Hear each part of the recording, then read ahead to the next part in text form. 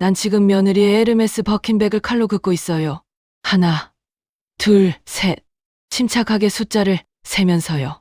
며느리의 명품 구두를 하나씩 칼로 그어나가고 있죠. 샤넬 클래식백, 루이비통 가방, 크리스찬 루브텐 구두, 펜디 코트. 하나하나 정성스럽게요.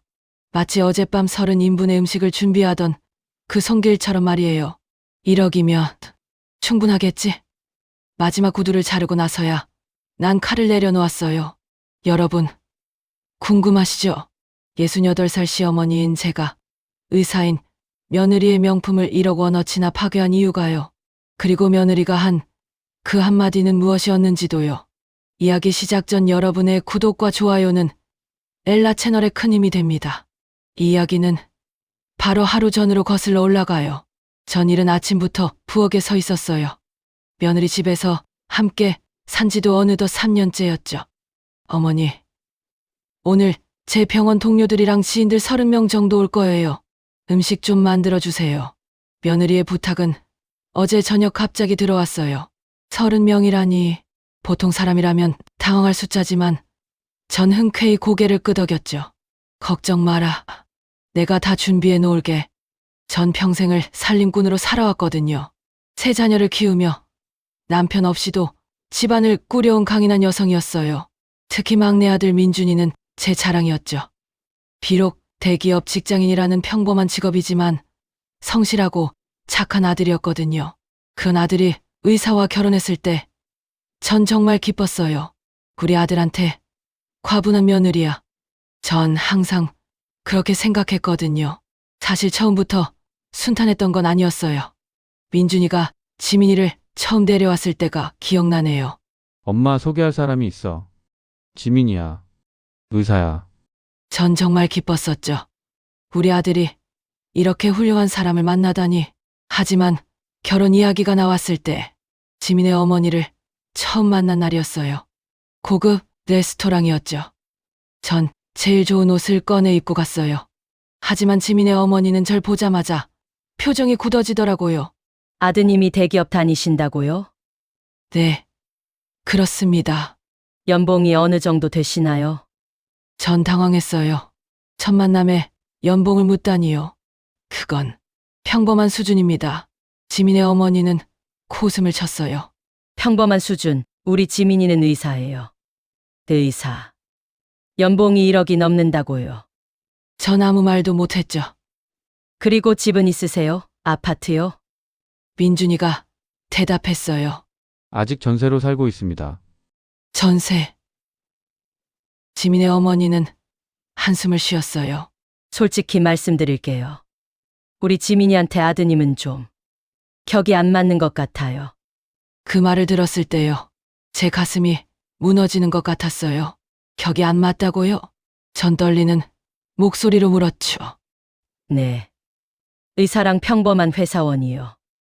게다가 집도 없고 돈도 없고. 우리 지민이가 뭐가 아쉬워서 이런 결혼을 해요? 민준이가 끼어들었어요. 장모님, 저는 지민이를 정말 사랑합니다. 사랑으로 밥 먹고 살아요. 현실을 보세요, 현실을. 지민의 어머니는 냉정했어요. 우리 지민이는 명품 가방 하나에 몇 천만 원씩 쓰는 애예요. 그런 애한테 평범한 월급으로 뭘 해줄 수 있어요? 전 참을 수 없었죠. 사돈, 우리 아들은 성실하고 착한 아이입니다. 돈이 전부는 아니지 않습니까? 돈이 전부는 아니죠. 하지만 돈 없으면 아무것도 아니에요. 아무튼 전 이 결혼 반대합니다. 지민아, 가자. 그렇게 첫 상견례는 최악으로 끝났어요. 집에 돌아온 전 울었어요. 돈도 없고 격이 안 맞다니. 제 평생 누구한테 그런 말을 들어본 적이 없었거든요. 하지만 더 가슴 아팠던 건요. 며칠 후였어요. 민준이가 전화를 했죠. 엄마, 지민이 부모님이 결국 허락하셨어. 정말 어떻게? 지민이가 엄마한테 조건을 걸었대. 결혼하면 자기들이 집을 사주고 생활비도 대주겠다고. 대신 캐신. 엄마가 우리 집에서 살면서 집안일을 도와주면 허락하겠대. 전 그 말을 듣고 이해했어요. 아, 날 가정부로 쓰겠다는 거구나. 하지만 전 거절하지 않았어요. 우리 아들의 결혼을 위해서라면요. 그래, 그럼아. 엄마가 도와줄게. 그렇게 전 며느리 집으로 들어갔던 거예요. 전 며느리한테 더 잘해야겠다고 생각했어요. 우리 아들 때문에 며느리가 손해보는 일이 없도록요.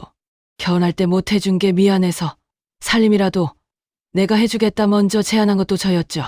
그렇게 3년을 보냈습니다. 며느리가 생활비로 쓰라고 준 본인의 카드, 그리고 한 달 100만 원. 그 100만 원이 저의 한 달 월급이었죠. 100만 원은 일당으로 따지면 하루 3만 3천 원도 안 되는 돈이었어요. 며느리가 병원에서 늦게까지 일하는 동안 집안일은 모두 제 몫이었어요. 청소, 빨래, 요리, 장보기, 심지어 며느리의 명품 가방과 구두들도 제가 정성스럽게 관리했죠. 가죽이 상하면 안 되니까 전 며느리의 옷방을 정리하며 중얼거렸어요. 에르메스, 샤넬, 루이비통, 한 개에 몇백만 원씩 하는 명품들이었어요. 전 평생 한 번도 가져본 적 없는 물건들이었죠. 하지만 부럽지 않았어요. 우리 며느리가 능력 있으니까 누릴 자격이 있는 거지. 전 그렇게 생각했죠. 생각해보면 저는 이 집 식모였던 것 같아요. 오전 6시 전 시장에 나갔어요. 30명분의 음식을 준비해야 했거든요. 갈비찜, 잡채, 전, 나물, 과일, 디저트까지. 장바구니 5개를 들고 돌아온 제 손은 빨갛게 부어 있었어요. 괜찮아. 이 정도는. 전 통증을 참으며 부엌으로 향했죠. 오전 7시부터 오후 5시까지 무려 10시간이나 걸렸어요. 전 쉬지 않고 요리했거든요. 갈비를 손질하고 야채를 썰고 전을 부치고 62살의 제 관절은 비명을 질렀지만 전 멈추지 않았어요. 우리 며느리 친구들한테 잘 보여야지. 그게 제 유일한 생각이었던 거예요. 오후 5시 드디어 모든 준비가 끝났어요. 식탁 위에는 30인분의 음식이 가득했죠. 전 땀을 닦으며 만족스럽게 미소 지었어요. 이 정도면 괜찮겠지? 그리고 샤워를 하고 깨끗한 옷으로 갈아입었죠. 며느리의 지인들을 맞이할 준비였어요. 전 떨리는 마음으로 거울을 봤어요. 나이 들어도 단정해 보이네. 저녁 6시 초인종이 울리기 시작했어요. 안녕하세요. 어서 오세요. 며느리가 밝게 웃으며 손님들을 맞이했어요. 병원 동료들, 의대 동창들, 그리고 며느리의 고등학교 친구들까지 총 30명의 손님들이 모여들었죠. 와, 음식 엄청 많다. 대박, 이거 다 직접 만드신 거예요? 손님들의 감탄사가 터져 나왔어요. 전 구석에서 조용히 그 모습을 바라봤어요. 뿌듯했죠. 제가 만든 음식을 사람들이 좋아하네. 지민아, 이거 다 내가 만든 거야? 한 손님이 물었어요. 며느리는 잠시 망설이더니 웃으며 대답했죠. 아니에요. 저희 시어머니가 해주셨어요. 전 살짝 긴장했어요. 이제 나를 소개하려나. 어머니, 이쪽으로 오세요. 며느리가 절 불렀어요. 전 조심스럽게 손님들 앞으로 나갔죠. 그리고 며느리의 다음 말을 기다렸어요. 여러분, 소개할게요. 며느리가 웃으며 말했어요. 저희 시어머니세요. 우리 집 설거지 전문가시죠. 그 순간이요. 시간이 멈춘 것 같았어요. 설거지, 전문가? 전 제 귀를 의심했죠. 주변 손님들이 웃기 시작했어요. 아, 설거지 전문가. 그럼 오늘 설거지는 어머니가 다 하시는 거네요. 부럽다. 우리 집에도 설거지 전문가 있었으면. 농담 섞인 웃음소리들이었어요. 하지만 제 귀에는 모두 조롱으로 들렸죠. 10시간 동안 30인분의 음식을 만든 사람, 3년 동안 이 집 살림을 도맡아 한 사람, 며느리의 명품들을 정성껏 관리해준 사람, 그게 바로 접니다. 설거지 전문가. 단 5글자로 축소되는 순간이었던 거예요. 전 입술을 깨물었어요. 손이 떨렸죠. 하지만 참았어요. 전 겨우 그 말만 하고 부엌으로 돌아갔죠. 부엌에서 전 싱크대를 붙잡고 섰어요. 눈물이 났죠. 아니, 눈물보다는 분노가 먼저 치밀어 올랐어요. 설거지 전문가, 그게 나야? 내가 10시간 동안 만든 음식은 3년 동안 이 집을 돌본 건 밖에서는 손님들의 즐거운 웃음소리가 들렸어요. 와, 이 갈비찜 진짜 맛있다. 전도 엄청 고소해요. 이거 어떻게 만들어요? 그리고 며느리의 대답이었죠. 아, 그냥 레시피 알려드렸더니 잘 만드시더라고요. 전 더 이상 참을 수 없었어요. 하지만 지금 당장 나가서 소리를 지를 수도 없었죠. 손님들 앞에서 소란을 피울 수는 없는 일이었거든요. 전 깊게 숨을 들이마셨어요. 참자. 일단 오늘은 참자. 그리고 설거지를 시작했죠. 진짜 설거지 전문가처럼요. 그릇 하나, 그릇 둘, 그릇 셋. 전 하나하나 설거지를 했어요. 30명분의 그릇이었죠. 100개가 넘는 접시와 그릇들이었어요. 손은 뜨거운 물에 데이고 허리는 끊어질 것 같았죠. 하지만 전 멈추지 않았어요. 밤 11시 마지막 손님이 떠났어요. 며느리는 피곤하다며 바로 방으로 들어갔죠. 어머니 수고하셨어요. 설거지는 내일 아침에 마저 하셔도 돼요. 그 말을 남기고요. 전 거실에 혼자 남았어요. 그리고 생각했죠. 설거지 전문가라. 좋아. 내가 설거지 전문가면 그럼 제대로 해볼까? 집안이 조용했어요. 며느리와 아들은 깊은 잠에 빠져 있었죠. 전 천천히 일어났어요. 먼저 부엌으로 갔죠. 싱크대 서랍에서 큰 칼을 하나 꺼냈어요. 요리용 칼이 아닌 정말 날카로운 칼이었죠. 그리고 거실로 나왔어요. 전 먼저 식탁으로 갔어요. 어젯밤 30명의 손님들이 사용했던 그릇들이었죠. 고급 도자기 세트였어요. 며느리가 결혼 선물로 받았다는 한 세트에 500만 원짜리였죠. 전 첫 번째 접시를 들었어요. 설거지 전문가니까. 그리고 바닥에 내팽개쳤죠. 쨍그랑 깨지는 소리가 새벽 집안을 울렸어요. 하지만 전 멈추지 않았죠. 두 번째 접시였어요. 쨍그랑 세 번째 그릇이었죠. 쨍그랑 전 마치 기계처럼 하나씩 그릇을 깨트려 나갔어요. 500만 원짜리 도자기 세트였는데요. 5분 만에 산산조각이 났죠. 하지만 이건 시작에 불과했어요. 전 며느리의 옷방 문을 열었어요. 3년 동안 정성껏 관리해 주던 그 방이었죠. 지금은 제 복수의 현장이 될 방이었어요. 옷방에는 명품들이 가득했죠. 에르메스 버킨백 3개, 샤넬 클래식백 5개, 루이비통 가방 7개였어요. 펜디, 구찌, 프라다, 그리고 구두들이었죠. 크리스찬 루부탱, 지미추, 발렌시아가. 전 정확히 알고 있었어요. 각각의 가격을요.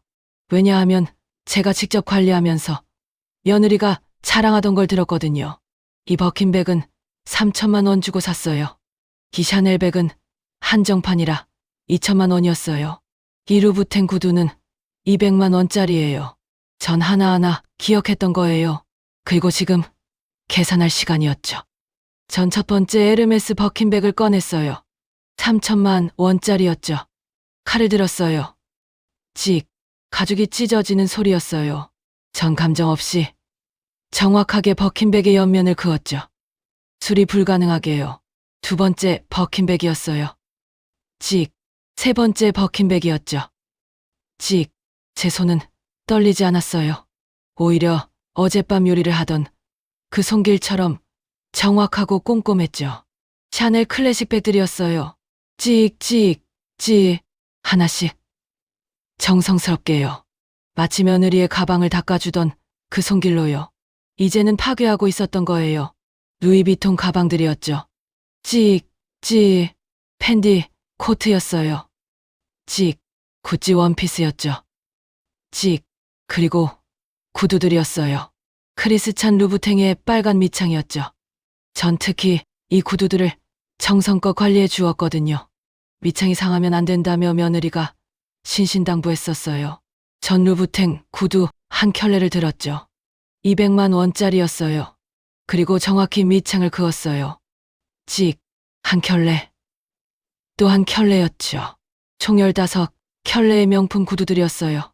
모두 밑창이 칼에 그어졌죠. 새벽 5시였어요. 전 작업을 마쳤죠. 바닥에는 파괴된 명품들이 널려 있었어요. 에르메스, 샤넬, 루이비통, 펜디, 구찌, 프라다, 그리고 15켤레의 명품 구두들이었죠. 전 계산기를 꺼내 계산했어요. 버킨백 3개 9천만 원, 샤넬백 5개 1억 원, 루이비통 가방 7개 5천만 원, 기타 명품 가방들 3천만 원, 코트와 원피스 2천만 원, 구두 15켤레 3천만 원, 총합은 약 3억 2천만 원이었어요. 하지만 모두 중고가 되었으니 가치는 절반 이하였죠. 그리고 칼로 그어져 수리 불가능하니 사실상 가치는 제로였어요. 1억 정도는 날렸겠네. 전 만족스럽게 고개를 끄덕였어요. 그리고 옷방 문을 닫았죠. 다시 제 방으로 돌아가 짐을 싸기 시작했어요. 며느리의 비명 소리가 집안을 뒤흔들었어요. 전 이미 짐을 다 싸고 거실에 앉아 있었죠. 며느리가 옷방에서 뛰쳐나왔어요. 얼굴이 새하얗게 질린 게 아니라 새빨갛게 상기되어 있었죠. 분노로요. 어머니, 이게 무슨 짓이에요? 며느리의 손에는 찢어진 버킨백이 들려 있었어요. 하지만 사과는 없었죠. 비난만 쏟아졌어요. 3천만 원짜리 버킨백이에요. 이거 어떻게 하실 거예요? 제 샤넬백들도 다 망가졌어요. 루브텐 구두들도. 며느리의 목소리는 떨리고 있었어요. 분노로요. 전 조용히 앉아 있었죠. 제 아들 민준이도 뛰어나왔어요. 그리고 옷방을 보고는 그 역시 얼굴이 붉어졌죠. 엄마, 이게 대체 무슨 짓이야? 민준이의 목소리도 떨렸어요. 지민이 가방들이 얼마짜리인데? 이거 다 어떻게 할 거야? 전 두 사람을 번갈아 봤어요. 아들과 며느리였죠. 둘 다 분노에 가득 찬 얼굴이었어요. 하지만 저를 걱정하는 표정은 전혀 없었죠. 오직 망가진 명품들에 대한 분노뿐이었어요. 인준아, 전 천천히 입을 열었어요. 엄마한테 왜 이런 짓을 했냐고 물어보지 않니? 지금 그게 중요해. 이거 1억 넘게 나가는 물건들이야. 민준이가 소리쳤죠. 며느리도 가세했어요.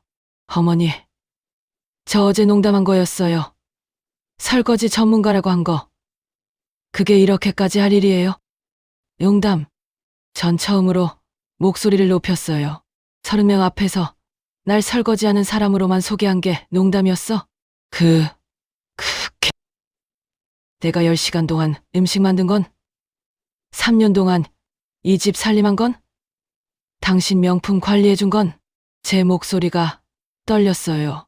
그게 다 농담으로 치부될 만큼 가벼운 거였어? 어머니, 그래도 이건 너무해요. 며느리가 울먹이기 시작했죠. 하지만 그건 슬픔이 아닌 억울함의 눈물이었어요. 이거 다 제가 힘들게 모은 거예요. 어떻게 이럴 수가 있어요? 민준이도 거들었어요. 엄마, 기분 나쁜 건 알겠어. 하지만 이건 명백한 재물 파손이야. 법적으로 문제될 수도 있어. 전 그 말을 듣고 씁쓸하게 웃었어요. 법적으로? 그래. 우리 변호사 선임할 수도 있어. 며느리가 덧붙였죠.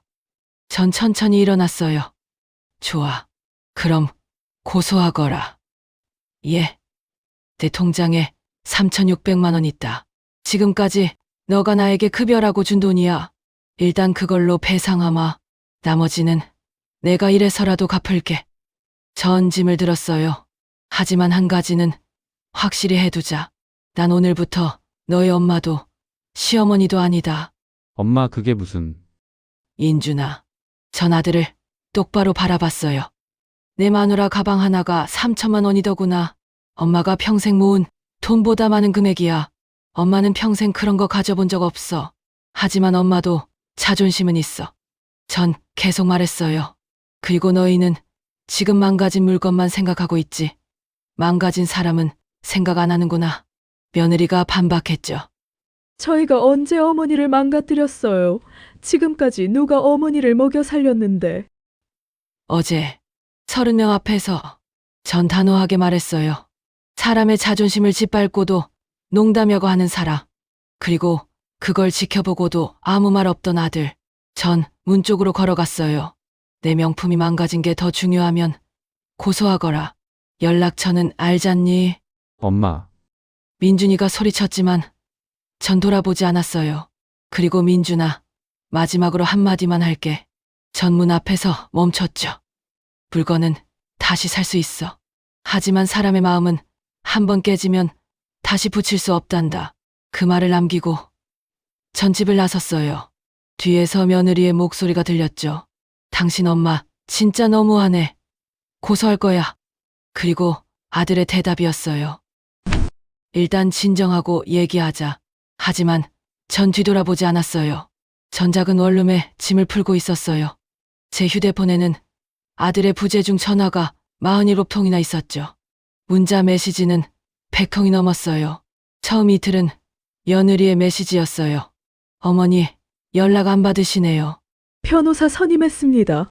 배상 금액 산정 중입니다. 연락 주세요. 하지만 사흘째부터는 아들의 메시지로 바뀌었죠. 엄마 전화 좀 받아줘. 엄마 내가 잘못했어. 엄마 지민이랑 싸웠어. 엄마 나 진짜 잘못했어. 그날 내가 왜 아무 말도 안 했는지 모르겠어. 엄마 제발 전화 한 번만 받아줘. 전 메시지들을 하나하나 읽었어요. 하지만 답장하지 않았죠. 2주일 후 아들의 메시지는 계속 이어졌어요. 엄마 지민이가 법적 조치 포기했대. 엄마 내가 설득했어. 미안해. 엄마 나 지민이랑 요즘 계속 싸워. 그날 일 때문에. 엄마는 왜 그날 아무 말도 안 하고 참았어? 내가 왜 몰랐을까? 아들의 전화는 하루에도 서너 번씩 왔어요. 전 여전히 받지 않았죠. 대신 짧은 문자 하나만 보냈어요. 민준아, 엄마는 괜찮다. 내 걱정하지 마라. 엄마는 이제 엄마 인생을 살고 싶구나. 하지만 아들의 메시지는 멈추지 않았어요. 엄마 나 지민이랑 별거 중이야. 엄마 미안해. 내가 엄마를 지켜줬어야 했는데. 엄마 나 요즘 매일 그날 생각나. 내가 왜 그랬을까? 석 달이 지난 지금 전 요즘 작은 카페에서 아르바이트를 하고 있어요. 하루 4시간, 주 5일이죠. 힘들지만 이상하게 행복해요. 카페 사장님은 절 설거지 전문가가 아닌 김순자 씨로 불러주거든요. 그리고 손님들은 제가 만든 샌드위치를 칭찬해 주세요. 순자 씨, 이거 정말 맛있어요. 손맛이 있으시네요. 전 그 말들이 좋았죠. 어느 날 카페에서 일하던 중 아들의 전화가 또 왔어요. 이번에는 받았죠. 여보세요? 엄마. 아들의 목소리는 울먹이고 있었어요. 엄마 나 지민이랑 이혼했어. 전 잠시 말을 잃었어요. 뭐라고? 지민이가 그날 일 때문에 계속 싸웠어. 그리고 지민이는 계속 자기 잘못이 아니라고 했어. 아들은 한참을 울었어요. 엄마 미안해. 내가 엄마한테 너무 못했어. 전 복잡한 심정으로 아들의 말을 들었어요. 인준아, 엄마 이거 다 내 잘못이야. 내가 그날 지민이를 말렸어야 했는데. 내가 엄마 편을 들었어야 했는데. 전 눈물이 났어요. 하지만 이번엔 분노의 눈물이 아니었죠. 민준아, 이혼은 엄마 때문은 아니겠지? 아니야. 우리 사이에 문제가 많았어. 그날 일은 그냥 결정적인 계기였어. 아들이 말했어요. 엄마 나 이제야 깨달았어. 엄마가 얼마나 힘들었는지. 그리고 내가 얼마나 나쁜 아들이었는지. 전 아무 말도 할 수 없었어요. 그날 밤, 전 원룸에 혼자 앉아 있었어요. 아들과 며느리가 이혼했다는 소식이었죠. 전 복잡한 심정이었어요. 내가 잘못한 걸까? 내가 그날 참았어야 했나? 아니면 그냥 대화로 풀었어야 했나? 명품을 파괴하지 말고 다른 방법을 찾았어야 했나? 전 제 자신에게 계속 물었어요. 하지만 동시에 또 다른 생각도 들었죠. 내가 그날 참았으면 언제까지 참았을까? 그리고 그 참음이 정말 옳은 일이었을까? 전 창밖을 바라봤어요. 거울에 비친 제 얼굴을 봤죠. 석 달 전보다 훨씬 밝은 얼굴이었어요. 나는 후회하지 않아. 전 중얼거렸어요. 내 자존심을 지킨 건 잘한 일이야. 하지만 전 휴대폰을 봤어요. 아들의 마지막 문자였죠. 엄마, 나 다음 주에 짐 빼러 가야 해. 그때 볼 수 있을까? 전 답장을 쓰기 시작했어요. 민준아, 엄마도 보고 싶구나. 다음 주에 보자. 그리고 마지막 문장을 추가했죠. 그리고 미안하다. 엄마도 너무 충동적이었던 것 같아. 전 문자를 보낸 후 혼잣말을 했어요. 내가 잘한 걸까? 아니면 잘못한 걸까? 여러분, 제 이야기를 들어주셔서 감사해요. 솔직히 전 아직도 잘 모르겠어요. 제가 한 일이 정당했는지 아니면 너무 과했는지요. 그리고 아들과 며느리의 이혼까지. 이게 정말 제 책임일까요? 전 여러분께 묻고 싶어요. 제가 잘못한 걸까요? 여러분이라면 어떻게 하셨을까요? 사람의 자존심을 지키는 것과 가족의 평화를 유지하는 것, 둘 중 무엇이 더 중요할까요? 그리고 모욕을 당했을 때 참는 게 미덕일까요? 아니면 맞서는 게 용기일까요? 전 정답을 모르겠어요. 하지만 한 가지는 확실해요. 사람을 대할 때는 그 사람의 마음을 먼저 생각해야 한다는 거예요. 그리고 한 번 깨진 마음은 명품보다 고치기 어렵다는 거죠. 여러분의 생각은 어떠세요? 댓글로 여러분의 의견을 들려주세요. 시어머니가 잘했다. 혹은 시어머니가 잘못했다. 그리고 그 이유까지 함께 말씀해 주세요. 여러분의 이야기가 궁금해요. 그럼 다음에 또 만나요.